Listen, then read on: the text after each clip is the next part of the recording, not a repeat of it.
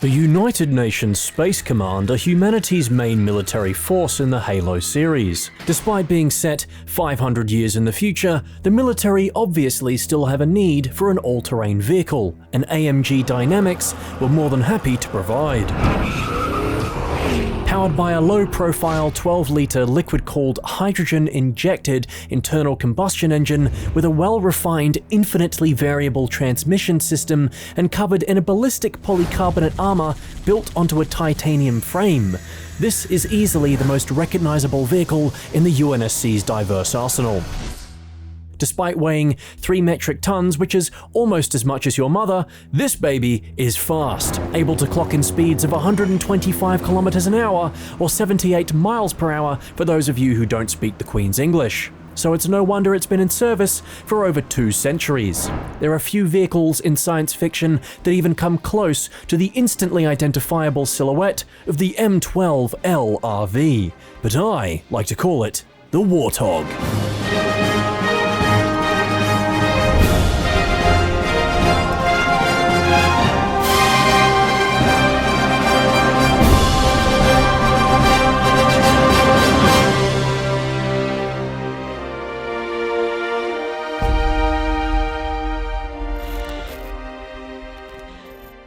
Hello there guys, gals, ladies and gentlemen. My name is not Jeremy Clarkson, it's LateNightGaming, and welcome back to the newest episode of Halo Revisited, where today we're looking at Halo's most, please excuse the word, iconic vehicle, the Warthog. This classic car is present in every Halo game, seeing numerous variations and lots of changes over the years, while still retaining much of its original design.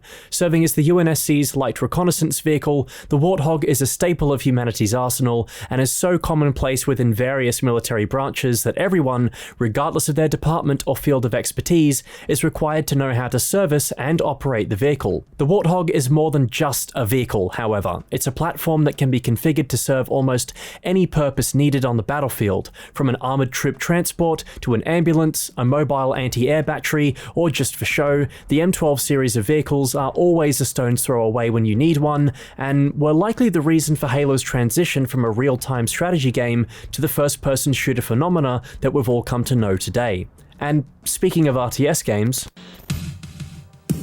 during Halo's earliest days as an RTS, the aesthetic of the human faction hadn't quite been pinned down yet, with a lot of vehicles and units taking inspiration from current military equivalents. Initially just called the Scout Car, the Warthog's earliest form bared a striking resemblance to other modern-day light utility vehicles like the US military's Humvee, with a double-barrel turret, presumably automated, sitting on top of the vehicle's roof. According to Bungie's lead gameplay designer, Jamie Greemsma, the Warthog was one of the reasons why Halo moved away from being an RTS title, stating in an article for Games Radar in 2015 that it was so cool to watch a squad of jeeps driving across the terrain that we wanted to drive them ourselves, as opposed to just controlling them from a bird's eye perspective. It was around this time that Bungie acquired Shi Kai Wang as an artist on their team, who helped to better refine the human aesthetic and came up with this concept piece, still keeping the Scout Car's roof-mounted turret, but now being only a 2-seater vehicle. This concept design also introduced the winch cable on the front of the vehicle,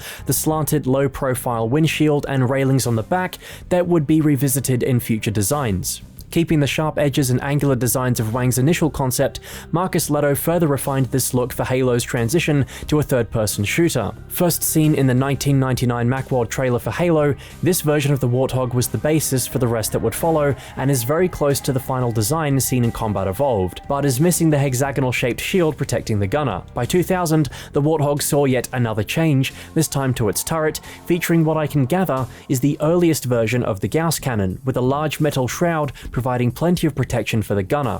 Bungie soon found themselves bought by Microsoft, and once again they were needing to adapt Halo to a new format, the first-person shooter. The Warthog is the vehicle that opens up Halo's gameplay literally and figuratively. After a mission that mostly consists of corridor shooting, typical of FPS games of that era, the Warthog is dropped off by Foehammer, our ever-reliable Pelican pilot, which quickly adds vehicular combat to the list of great features present in the game, really evolving the combat, as it were. That's okay, I'll see myself out. Then the world suddenly opens up, giving you free reign to tackle the rest of the mission however you please, with the Warthog being the most convenient way for you to explore this vast new world. It's because of that and how early this vehicle was introduced to the player that I think it's so beloved by Halo fans, but also because of its design. Bungie really made the most of the technical limitations imposed by the Xbox's hardware and went all in on that sharp, angular, blocky look that would become synonymous with other UNSC vehicles for years to come. The Warthog in Combat Evolved has obvious signs of wear and tear, with discoloration on parts of the metallic green paint.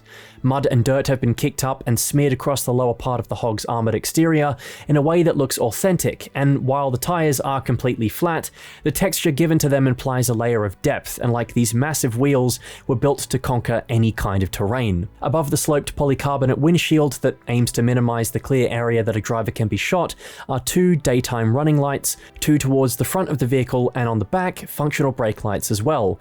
As for indicators, you don't need those in the 26th century, just stick your hand out the window. On the front of the Warthog, and no doubt how this vehicle got its name, is the tow cable, winch, and 2 large metal shrouds on either side that resemble the tusks of a Warthog.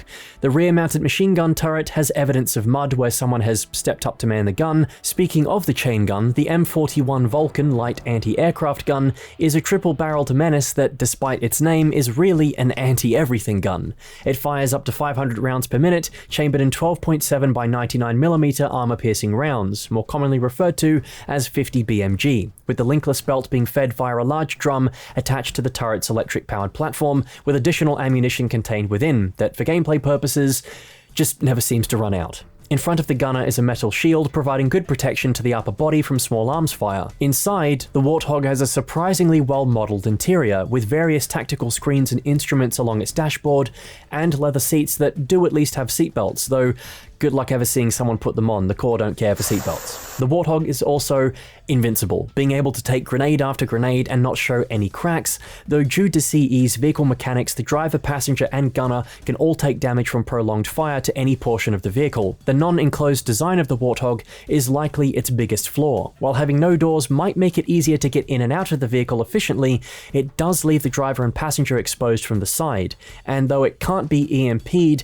one good overcharged plasma pistol shot will usually deactivate the shields of the driver. In multiplayer specifically, the Warthog is best used for fast hit-and-run attacks, catching players off guard, or going for a quick flag capture. The biggest advantage the Warthog does have, however, is its disgustingly good ability to kill someone by just tapping them. This bad boy can fit so many.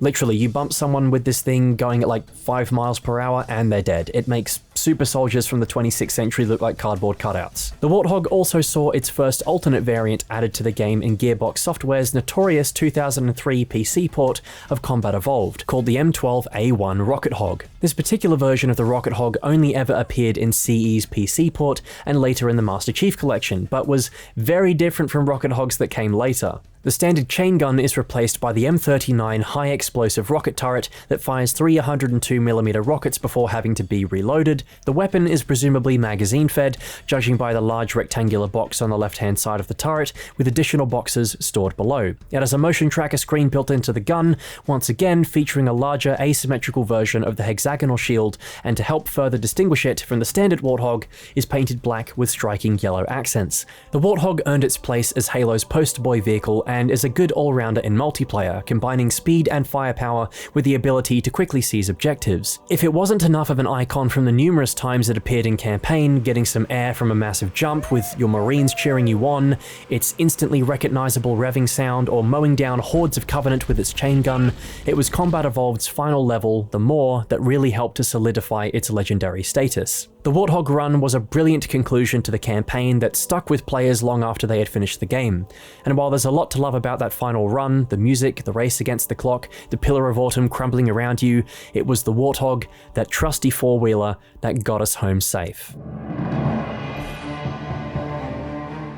With Halo 2, Bungie saw an opportunity to further refine what they had started with. In the case of the Warthog, it was difficult to improve upon what a lot of players saw as perfection. While Halo 2 was a very ambitious game, Bungie certainly didn't try to reinvent the wheel when it came to the Warthog. The Warthog is far more detailed than Combat Evolved, with more pronounced lines along its armor plating that helps to emphasize its rugged, bolted, and soldered together look, like there was thought put into how this vehicle could have been assembled on a factory line. While the Hog is still primarily green in color, the paint has definitely seen some better days and is now looking very faded, almost silver in color, like it's been washed away from years worth of use out in the field, exposing the metallic armor underneath. The interior has also seen some improvements, having a leather-like texture for most of the surfaces and also a handbrake.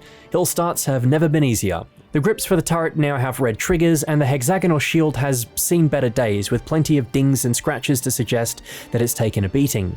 The Warthog also feels more well-behaved than it did in CE, with inputs from the controller being more responsive, and you can now power slide it. There were earlier versions of Halo 2 that had the Warthog's turret reticle spin when firing the weapon, but that was likely abandoned due to it being kind of distracting. This was also the first game to feature the unspeakable, a creature that rivals only the god Cthulhu in its sheer power and dominating presence. Pain of everyone's existence in any big team heavies match. The most overpowered vehicle to ever move on 4 wheels. The M12G1 anti-armor Gauss Hog. This freak of nature comes with an M68 ALIM Gauss cannon, like the name implies, that fires a 25mm hypersonic projectile slug via asynchronous magnetic acceleration. Do I know what any of that means? Absolutely not, but it sure as hell sounds cool, with a revolving chamber of projectiles that load up the next round half a second after firing, meaning that this thing can spit out 120 rounds per minute, which might not sound impressive on paper, but considering the explosive and armor-piercing potential of each of these rounds, and how effective they are, traveling ridiculously fast and capable of killing basically any infantry enemy in one shot, yeah, it's pretty fucking skits. The Gauss Hog has 2 large sensors that likely use some kind of infrared or thermal imaging tech that feeds an image to a screen attached to the back of the gun that aids in acquiring targets. Presumably the energy requirements to fuel this incredibly powerful cannon would be massive, right? Nope, just a cable that leads to the cannon from what is obviously some kind of battery attached to the base of the turret. So yeah, you can just run this thing off a 9-volt. The biggest change to the Warthog, however, wasn't to the vehicle itself, but the improved AI. Unlike in Combat Evolved, where you'd always have to be the driver with Marine allies as your gunner and passenger, in Halo 2 the AI were given a bit of an upgrade, so now you could finally man the gun. Sergeant Perez, you obviously got your license in a cereal box. It's still normally best to drive, however, and let the AI do their thing, as their accuracy is quite good, even if their trigger fingers aren't. Halo 2 also introduced a vehicle damage mechanic. Unlike in CE, where most vehicles were invincible, Halo 2's vehicles would show signs of damage depending on where the vehicle had been hit. This meant it was far harder to do those hit and runs on players like in CE, as you'd have to also factor in the health of the vehicle in addition to your own. More anti-vehicle weapons like the heat-seeking rocket launcher and fuel rod cannon meant that the Warthog was normally one of the first vehicles to bite the dust in multiplayer matches. Though I think this was more than made up for with the best addition yet, the Horn.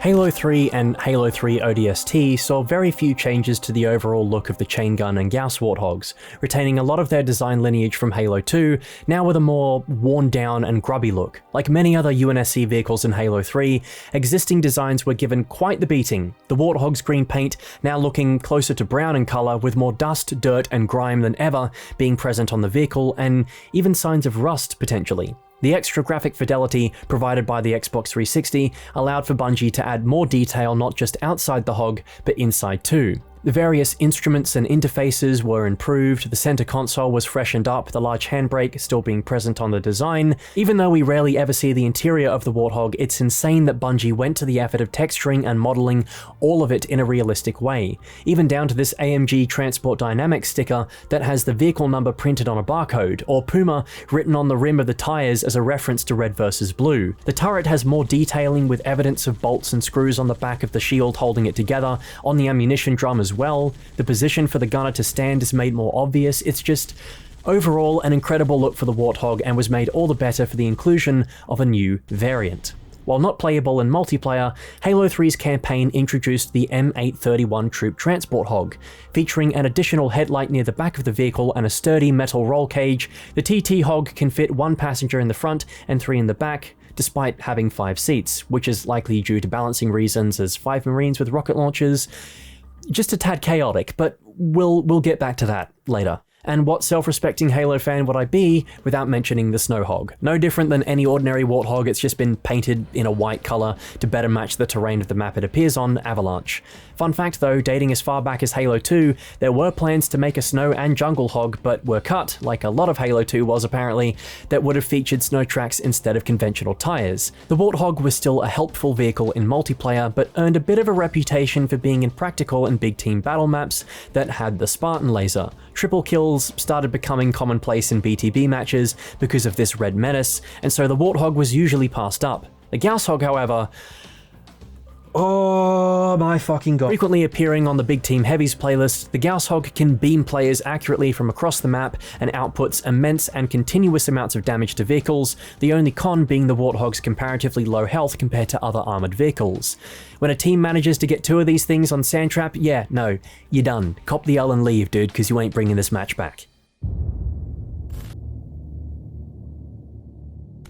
For Bungie's final Halo game, there was an effort to move the UNSC's vehicles back to how they first appeared in Combat Evolved, while giving them more detail than ever and emphasizing the industrial characteristics of these designs, as Reach, after all, is humanity's most militarized planet, with lots of manufacturing and weapons production taking place there. With Marcus Leto, formerly Bungie's art director, now the creative lead for Halo Reach, the art and design took precedence. Reach's models were ridiculously high quality, and the Warthog was no exception. Still holding on to those classic sharp edges and shapes that made up the original design, Reach's iteration of the vehicle is busier and covered in lettering, insignias, and warning signs that help to give the vehicle a more grounded look. The Gauss Hog also returned in Reach, with the Gauss turret itself seeing a substantial redesign. Instead of the thin barrel from Halos 2 and 3, the Gauss turret is a little chunkier, as this is an older and thus less refined version of the technology. At least that's what I always got from it. The sensors on the side of the shield are different this time. Instead of the round sensor with the honeycomb pattern, it's got 1 large sensor above the shield and another lens directly above the gun itself, providing a live feed for the gunner to view from behind the shield.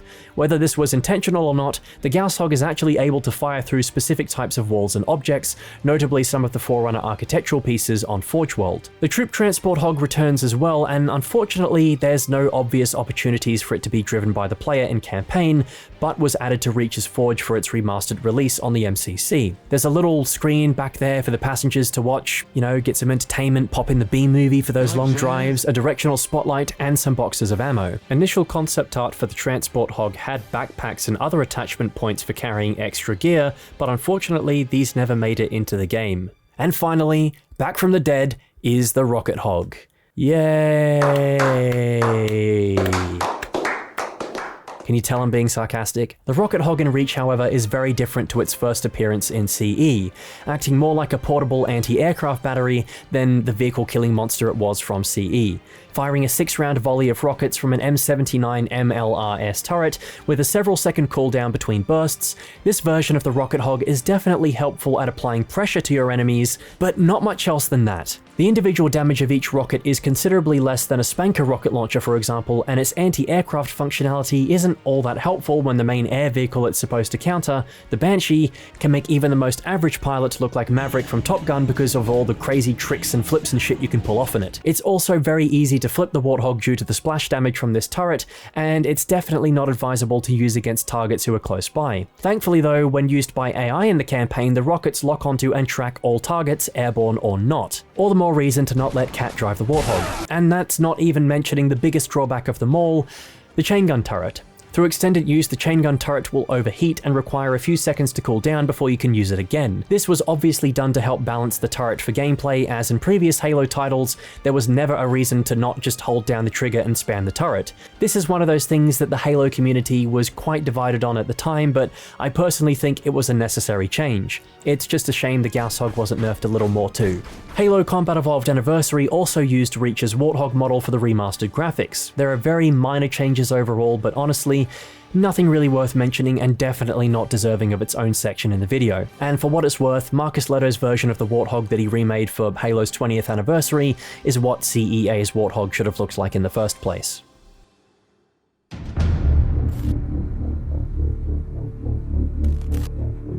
With a new developer, a new chapter in the Halo universe, and a new creative vision, Halo 4 saw a lot of changes to its art style and was the first Halo game to have a completely new model made for the Warthog, aptly called the M12B.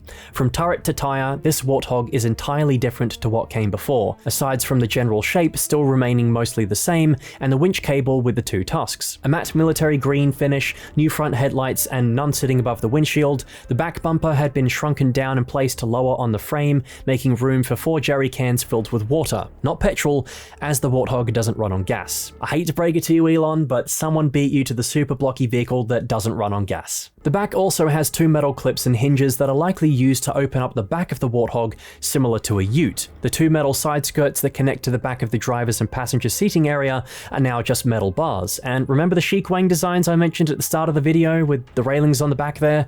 Well, they are everywhere on this Warthog. On the front, on the side, on the back. There are more railings on this Warthog than an elderly person's bathroom in a retirement village. I don't know what they're there for. I mean, I guess you could hang things from them, or they're there to help with not damaging the main body of the Warthog when you bump into something or run over a grunt, but it looks a little excessive. Halo 4's Warthog also moved away from the individual suspension for each of the wheels, moving to traditional shock absorbers and massive springs. Even the interior wasn't spared from the redesigning process, now having race car-inspired bucket seats and a new dashboard that, for the first time ever, isn't animated. All the screens, buttons, and even the speedometer are completely static, with the Warthog always running at 125 kilometers an hour, even when it's idle. The sounds of the Warthog 2 were completely changed, not just the engine and the turret as well.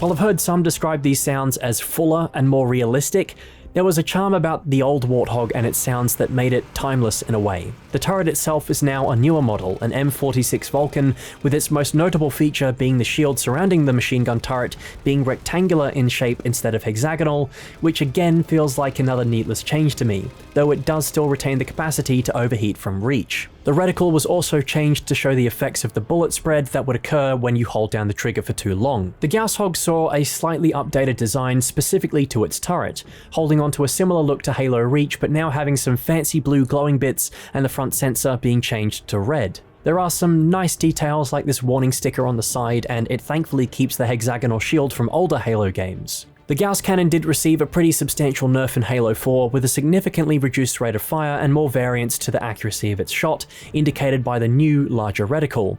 The Rocket Hog is back as well, though not a lot to report on this front. It still functions roughly the same as Halo Reach's iteration, but with slightly more damage per rocket. In multiplayer, the Warthogs are well, not the best, and at no fault of their own. While they're still as maneuverable as previous versions and can provide good support on the battlefield, the boatload of anti-vehicle weapons in the game and a majority of Halo 4's BTB maps being more focused on forcing encounters into choke points and less on wide open spaces like previous Halo titles that allowed vehicle combat to thrive, it leaves them in an even more vulnerable spot than before. If there's one thing I will say about Halo 4's Warthog, it's that it did at least have an accelerator and a brake this time. This design, for better or worse, served as inspiration for what was going to come next.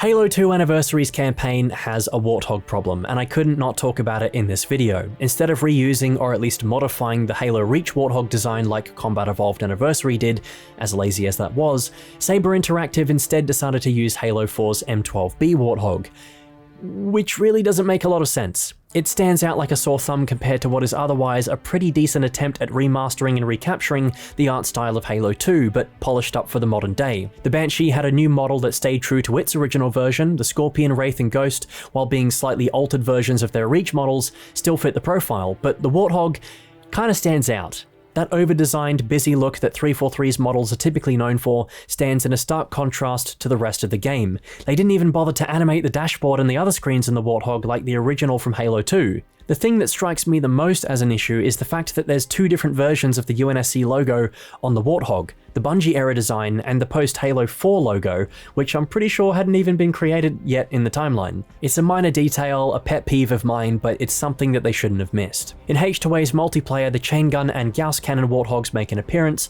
this time sporting the Halo 4 model but given a fresh coat of glossy green paint and having their textures tidied up for the jump to the next generation of consoles. The jerry cans on the back have been removed in an effort to make it look more like the original Halo 2 Warthog, and there's plenty of reused details from Halo 4, such as the deadly laser sticker and the interior dashboard screens. However, the spot where the new UNSC logo ought to be on the turret's shield is instead replaced by a strange mess of stickers and warning labels in the rough shape of the logo, which is likely a texture glitch. The Gauss Hog manages to get it right though, with the sensors and lenses glowing an obvious red color. While it does fire fast like its campaign counterpart, there's a short charge up between shots where a red laser designator activates before the round fires, similar to the Spartan laser. It's over so quickly though that it doesn't really give the player on the receiving end of the laser time to react before the 25mm slug gets driven through their body so exceptionally fast they become red mist. Also in multiplayer is the gold civilian Warthog, sporting some fresh new chrome rims and a spare tire loaded on the back. This is just a fancy, albeit very cool retexture of the normal Warthog, made in response to a long-running internet theory that you could drive the mystical vehicle that started due to some billboards in Halo 2. It's odd that the Banshee of all vehicles can get a new vehicle model for this game, but the Warthog is stuck looking like it's from the wrong era.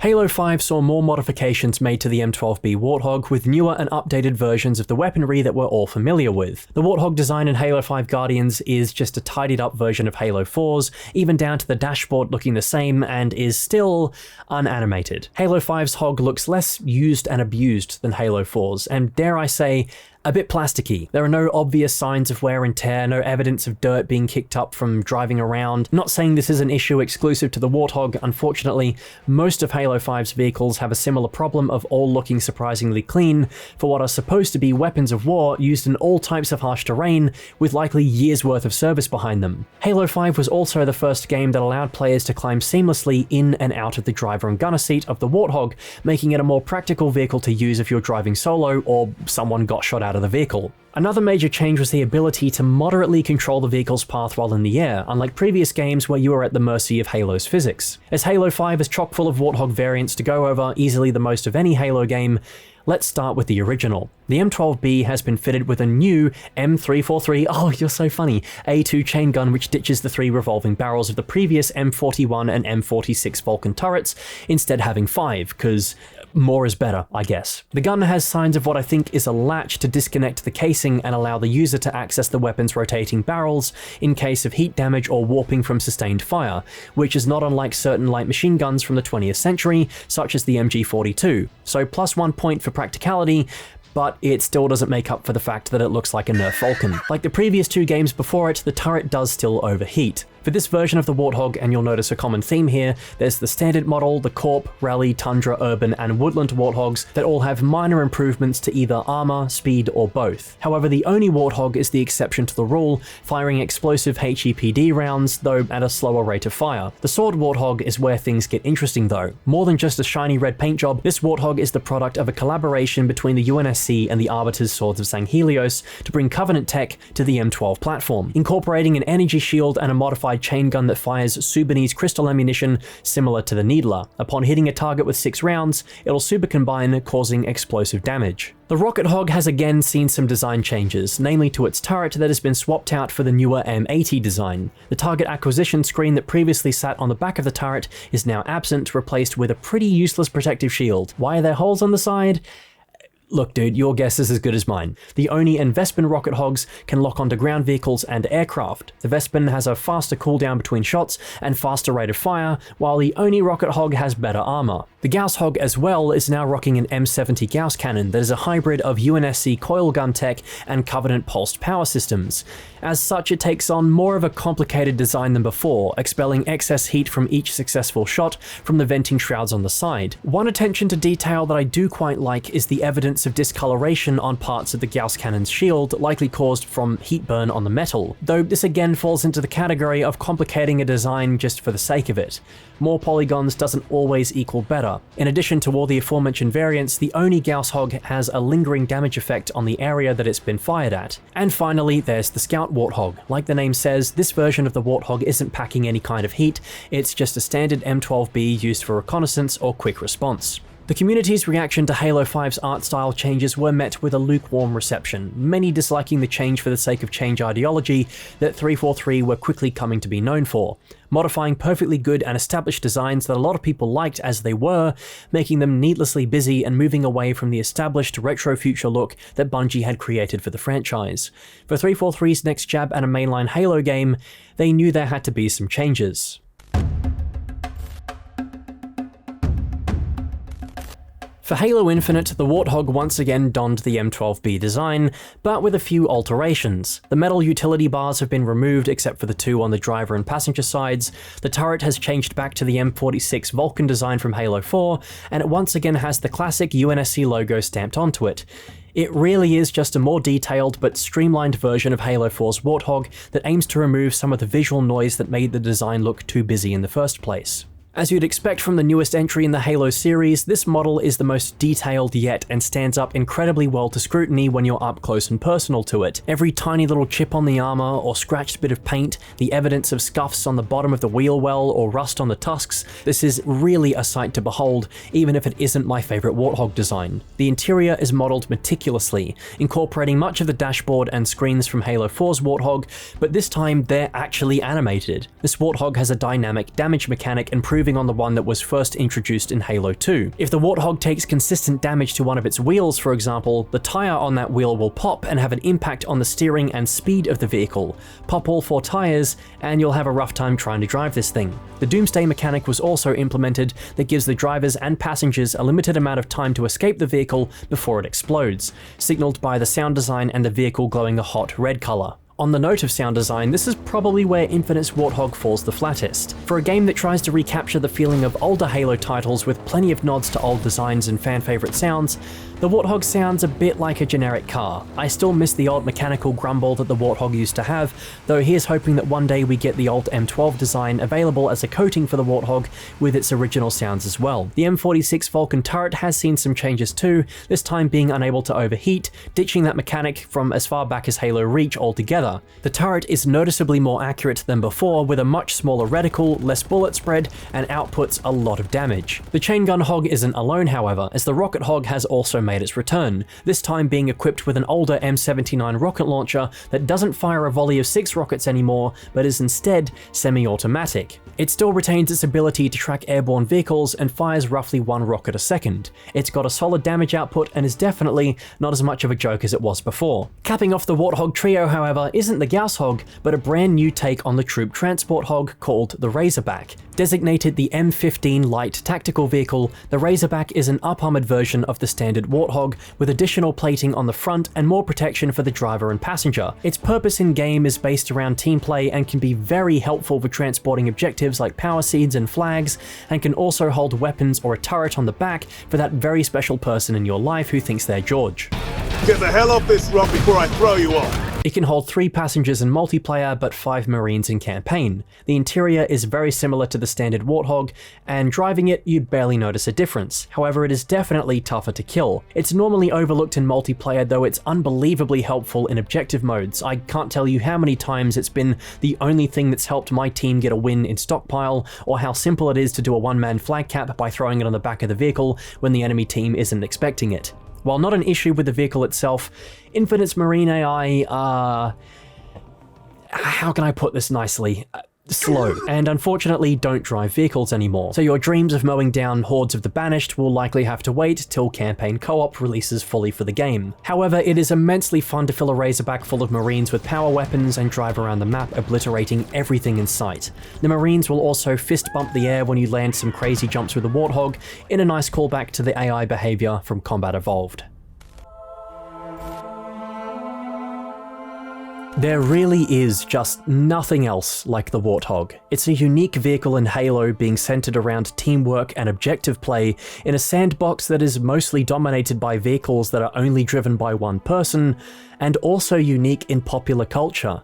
taking its place alongside Back to the Future's DeLorean or Knight Rider's kit, James Bond's various Aston Martins, and the TARDIS in its levels of iconography. It's a design that's popped up time after time in all mediums, been the basis for many dedicated fans' real-life build projects, made the jump to live action numerous times, and the mere sight of one is enough to remind me why I love Halo so much. It encapsulates that retro-future, militaristic aesthetic that I love the franchise for, in addition to all the distant recesses of my brain that nostalgic memories occupy, with the Warthog firmly placed at the center of most of them. Flag captures, splatters, races, beautiful sights and scenes, custom games, laughs, friends, enemies, and those final desperate dashes away from danger.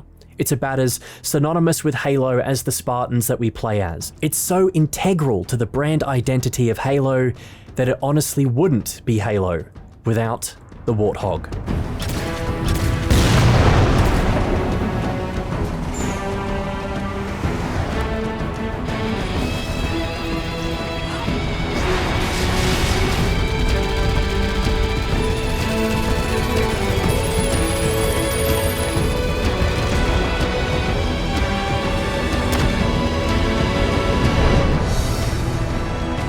Come on, Spartan, go, go, go!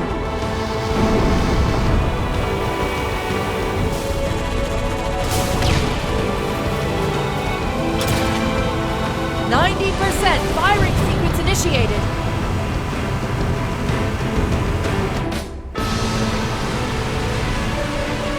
Gun it, Chief! Jump! Floor it right into the hangar!